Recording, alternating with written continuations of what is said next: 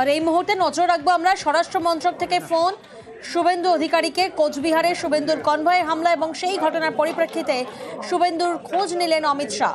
বিস্তারিত জানাবে প্রতিনিধি পারাদীপ, আমাদের সঙ্গে রয়েছেন পারাদীপ।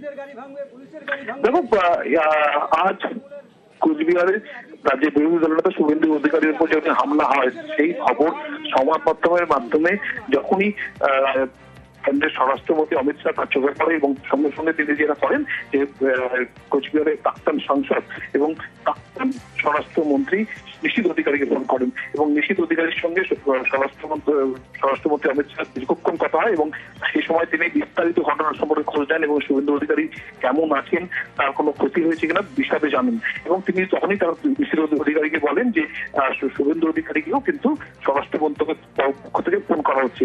পরবর্তীকালে স্বরাষ্ট্র মন্ত্রকের আধিকারিকরা শুভেন্দু অধিকারীর সঙ্গে যোগাযোগ করেন।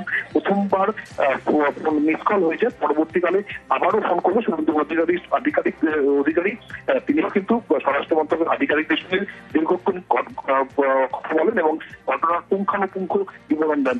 কি পরিস্থিতি তৈরি হয়েছিল, কি পরিপ্রেক্ষিতে এই ঘটনা ঘটেছে সবটাই তিনি বিস্তারিত বলেন এবং একই সঙ্গে এটাও বলেন যে আজ যদি বুলেট প্রুফ গাড়ি না থাকতো তাহলে তিনি পাহাড় যেতে পারতেন, এমনও আশঙ্কা প্রকাশ করেন এবং এই কথা স্বরাষ্ট্র মন্ত্রকের যারা আধিকারিক যাদের সঙ্গে শুভেন্দু অধিকারীর কথা হয়েছে তাদেরও তিনি জানান।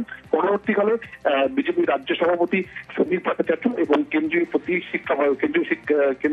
শিক্ষা প্রতিমন্ত্রী সুকান্ত মজুমদার তারাও পরবর্তীকালে শুভেন্দু অধিকারীর সঙ্গে কথা বলেন এবং তার শরীর স্বাস্থ্যের খোঁজ নেন।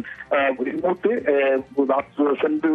সন্ধ্যাবেলা আজ সন্ধ্যাতেই তিনি কলকাতা ফিরছেন এবং কলকাতা ফেরার আগে বিমানবন্দরে তিনি এই নিয়ে সংবাদদাতাদের সঙ্গে বিস্তারিত কথা বলবেন বলে শুভেন্দু অধিকারীর পক্ষ থেকে জানানো হয়েছে।